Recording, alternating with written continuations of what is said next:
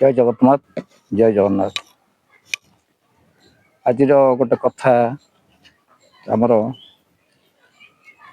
जो आमर सब जो पीठ अच्छी माने जोटि कि धरतु महापुरुष मानकर पीठ अच्छी कि जो जगह सब अच्छी बर्तमान मालिकाकार मान कहते अमुक जगार अमुक जन्म होते गोटे कथा दुख लगुच मालिका कथा धरतु महापुरुष अष्टानंद महापुरुष को नवा सी जो समय जो बही गुड़िए लिखिं बर्तमान तो आम तो से पोथीर किसी धार धारणा कि तालपत्र मुझे आपंकर पंख पंखरे माड़िक साइज कर काटिक रखिक नाली कपड़ा गुड़े कहमी ये पोथी बोली सी भी पोथी बोली विवेचित हो कारण से पोथी जहाँ लेखा थिला संस्कृत लेखा थिला ता पूर्व कौन देवनागरी भाषा थिला आम जहाँ शुणीचु गोटे चिंता करूँ से गोटे कथा माने से भाषा भी नथिबो से जो भाषा गोटे गोटे लेखा है माने सी जो भाषाटा लिखि आम से भाषा को पढ़ी न पारिक आम अलग अर्थ कहूँ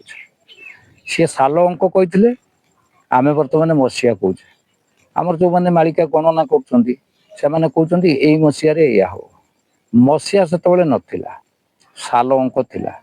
अच्छा साल अंक जदि थिला साल अंक को पढ़िक बुझिले किए मो जो कहली मु पोथी अच्छी बोली कहबी आपन को मुझे पोथी तालपत्र टे ओसारिया तालपत्र खोजिदेवी खोजी देकर पंख पंखरे माड़देवी से कला हो कला होगला साइज कर फर्द फर्द कणा करदिए कि कौन करे मुझे किसी लिखि नी आपण आसवे मो कति मुझे आदि पोथी लेखा अच्छे से आपड़ कौन भावे कहे पोथी बाबा पढ़ुं मुझे धरतु बाबा हो साधारण लोक ना मुझे बाबा हो जो पढ़ी पढ़ला आपंकर मोर जहाँ टेक्निक अच्छी माने जो धारा अच्छी माने बाबा हवापाई जो धाराटा अच्छी से धारा टी मु प्रयोग करी कौन से धाराटा मुझे धरतु मुझे ज्योतिष विद्या जानी ज्योतिष विद्या किसी विद्या न जानले बाबा ही हेनी ना बाबा हवा कहले गोटे किसी विद्या आपन को मैजिक विद्या हो ज्योतिष विद्या हो कि आध्यात्मिक ज्ञान हो जुआड़ गोटे किसी ज्ञान ना सहजरे कहीं बाबा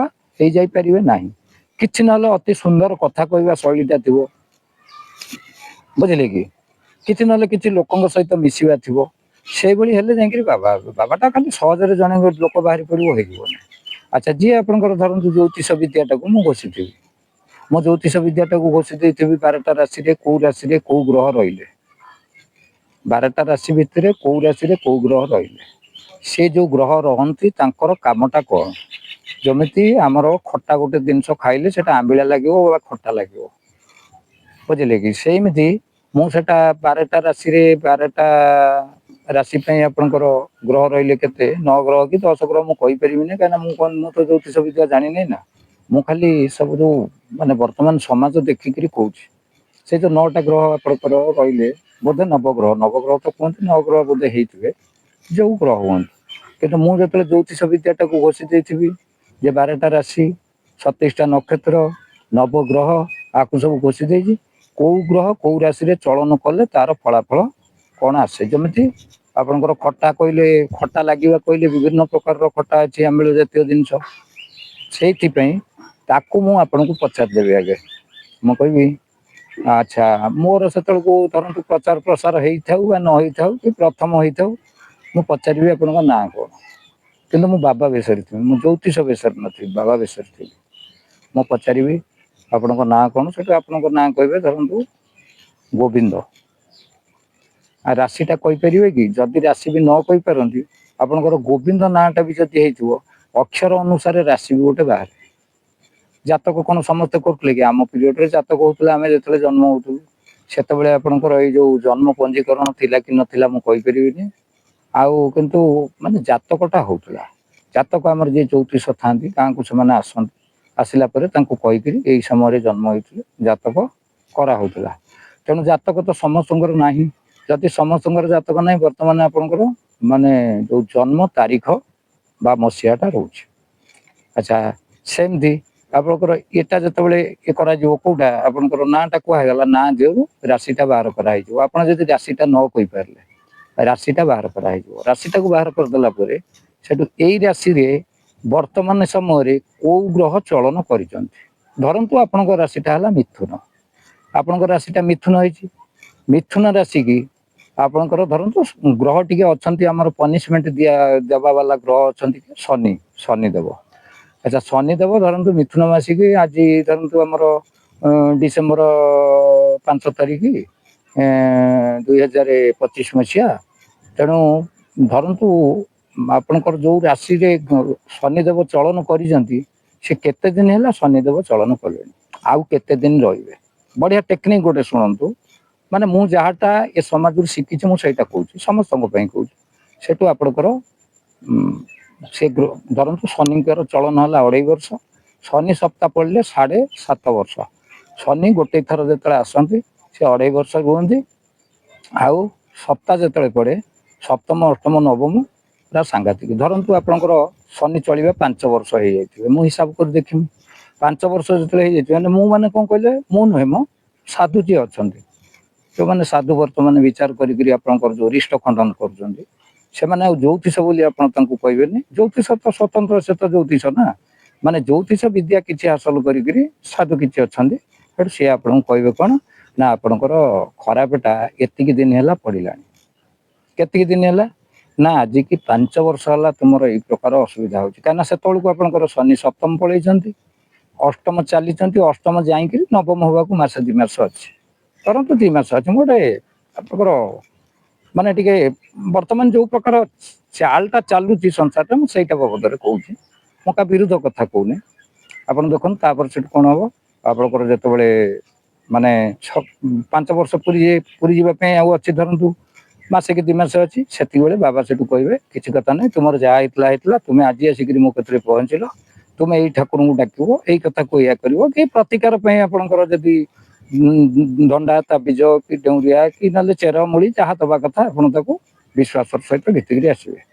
ଆପଣ ବିଶ୍ୱାସର ସହିତ ଘିତିକିରି ଆସିବେ, ବାବା କହିଥିବେ ମାସକ ପରେ ପରିବର୍ତ୍ତନ ହେବ ବା 2 ମାସ ପରେ ପରିବର୍ତ୍ତନ ହେବ। ବର୍ତ୍ତମାନ ଡିସେମ୍ବର ମାସ, ଡିସେମ୍ବର 5 ତାରିଖ ଆଉ 2025 2 ମାସ ପରେ ହେଇଯିବ ଆପଣଙ୍କର ଫେବୃଆରୀ ମାସ ସରିଲା ପରେ ତମର ଭଲ ଷ୍ଟାର୍ଟ ଧୀରେ ଧୀରେ ହେବ, ତାପରେ ପୁରା ଭଲ ହେଇଯିବ। ଧୀରେ ଧୀରେ ଭଲ ହେବାର ମାନେଟା ହେଲା ନବମ ଶନି ସେତେବେଳକୁ ଚାଲିଥିବେ।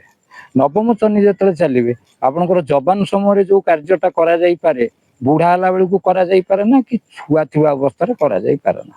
ଧରନ୍ତୁ ଆପଣଙ୍କର ଆମେ ଜନ୍ମ ହେଲା ପରେ 15 ବର୍ଷ ଭିତରେ ଆମେ ଯୋଉ କାର୍ଯ୍ୟଟା ନ କରିପାରିବା 15 ବର୍ଷରୁ 30-35 ବର୍ଷ ବା 40 ବର୍ଷ ଭିତରେ ସେ କାର୍ଯ୍ୟଟା କରିପାରିବା।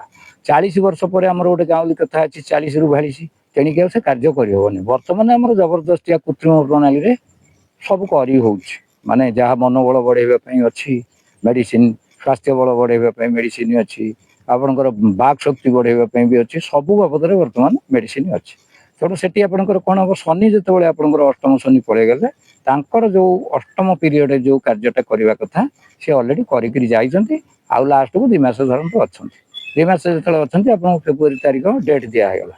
ଫେବୃଆରୀ ତାରିଖ ଯେତେବେଳେ ଡେଟ୍ ଦିଆହେଇଯିବ ଫେବୃଆରୀଠୁ ଆପଣଙ୍କର ଶନି ନବମକୁ ଯିବେ। ନବମକୁ ଗଲେ ଧୀରେ ଧୀରେ କମି ଆସିବେ, ଯେଉଁଟାକି ଗରମ ମାଇଣ୍ଡ ତାଙ୍କର କମି ଆସିଥିବ। ଫଳାଫଳ କଥା ଆମର ଜ୍ୟୋତିଷ ଯେଉଁମାନେ ଅଛନ୍ତି ସେ ଭଲ କରି ଜାଣିଥିବେ, ଫଳାଫଳ କମି ଆସିଥିବ, ଧୀରେ ଧୀରେ ଆପଣଙ୍କର ସୁଧୁରିବେ। କାରଣ ଗତକାଲି ଯେଉଁ ଅସୁବିଧାଟା ଥିଲା ଆଜି ସେ ଅସୁବିଧାଟା ଯେତେବେଳେ ନ ହେଇକିରି ଟିକେ ପରିବର୍ତ୍ତନ ଲାଗିବ, ଆମେ ସେଠୁ ବାବାଙ୍କ ଉପରେ ଭରସିଗଲେ, ବୁଝିଲେ କି?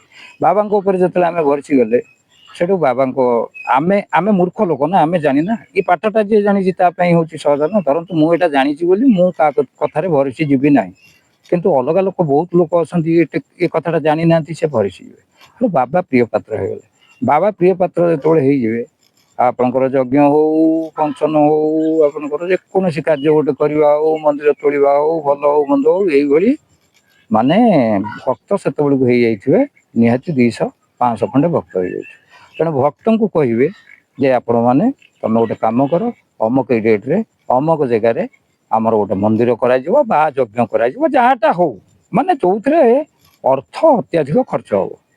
ଆଡୁ ତ ଯାହା ଅର୍ଥ ବାବା ନେଇଥିବେ କୋଉ ବାବଦରେ ନେଲେ, ଆପଣଙ୍କର ଏଇ ଯୋଉ ରିଷ୍ଟ ଖଣ୍ଡନ ହେଇଯିବ ବୋଲି ଯୋଉ ଚେର ମୂଳିକା ଡେଉଁରିଆ ତାବିଜ ଯାହା ଦେଲେ ସେଥିରେ ତ କିଛି ନେଲେ। ତାଙ୍କୁ ପରେ ଆଉ ଆପଣ ଗୋଟେ ଜାଗାକୁ ଯିବେ କ'ଣ ଖାଲି ହାତରେ ଯିବେ? ଗୋଟେ ବନ୍ଧୁ ଘରକୁ ଗଲେ କିଛି ନହେଲେ ମିକ୍ସର କି ବିସ୍କୁଟ ପକେଟ କି ମିଠା କିଲେ ନେଇକିରି ଯିବେ। ସାଧୁଙ୍କ କତିକି ଯେତେବେଳେ ଯିବେ ଆପଣ ଯାହାହେଲେ କିଛି ଦେଇଥିବେ, ସତ୍ୟ ଅନୁସାରେ ଦେଇଥିବେ। ସାଧୁ ବି ଜାଣିଛନ୍ତି କାଠୁ ମାନେ ଏଇ ପ୍ରକାର ଯେଉଁ ପ୍ରକାର ସାଧୁଙ୍କ କଥା କହିଲି ସେଇ ପ୍ରକାର ସାଧୁ ଯିଏ ଅଛନ୍ତି ସେ ଭଲ କରି ଜାଣିଛନ୍ତି କିଏ କେତେ ପଇସା ଦେଇପାରିବ, କାହିଁକିନା ମୁହଁ ଦେଖିକରି ସେ ଜାଣିଦେବେ। ଯେମିତି ଆମର ପୋଇ ସିଏ କ'ଣ ଜାଣୁଛନ୍ତି, ପୁରୁଣା ଲୋକ ବି ଜାଣିଦେବେ। ଆପଣଙ୍କ ଜଣେ ଜଣେ ଲୋକ ଅଛନ୍ତି କହିବେ କିରେ କ'ଣ ତୋର ହେଇଛି କି, ଆପଣଙ୍କର କ'ଣ ଗୋଟେ ହେଇଥିବ ସେଇଟା ମୁଖ ମଣ୍ଡଳରେ ସେଇଟା ଇଏ ହେଉଥିବ। କାହିଁକି କହିଲେ ଆପଣଙ୍କ ମାନେ ବଦନ ଯେଉଁ ପ୍ରକାର ତେଜିଆନ ଆସିବା କଥା, ମୁଖର ଶକ୍ତି ସେଇଟା ଆଭାଟା ଯେଉଁ ଆସିବା କଥା ସେଇଟା ଆସୁନଥିବ।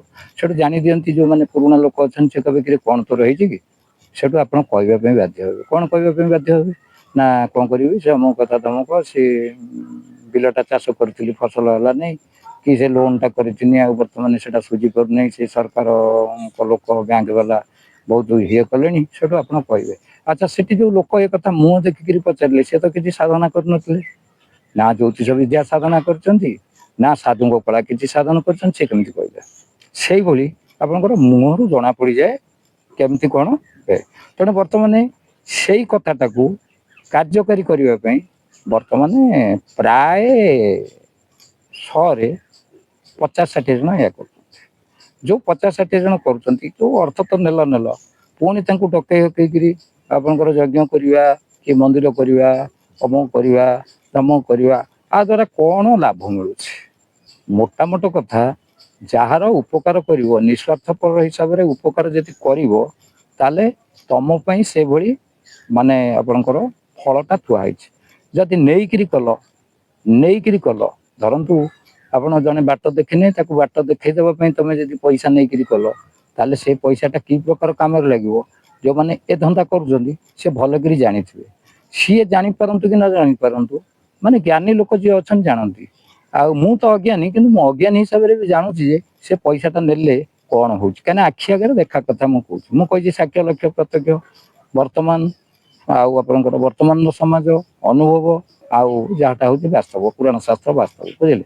ତେଣୁ ବର୍ତ୍ତମାନ ଏଇଭଳି ଜିନିଷଟା ଯେତେବେଳେ ଯାଙ୍କେ ଆମ ସମାଜରେ ଥିବ ସେତେବେଳେ ଯାଙ୍କେ ସମାଜ ସଂସ୍କାର ହେବ ନାହିଁ, ଆଧ୍ୟାତ୍ମିକତାର ପୂର୍ଣ୍ଣ ଜ୍ଞାନ ଆସିବ ନାହିଁ, ଗୁରୁ ଶିଷ୍ୟ ଭାବ ଆସିବ ନାହିଁ।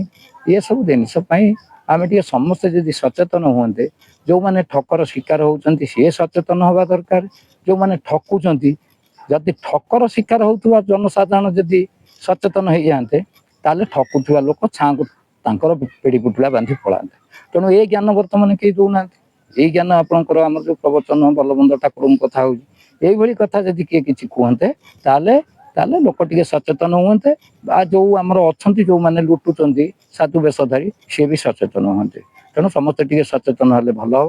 ଜୟ ଜଗନ୍ନାଥ, ଜୟ ଜଗନ୍ନାଥ।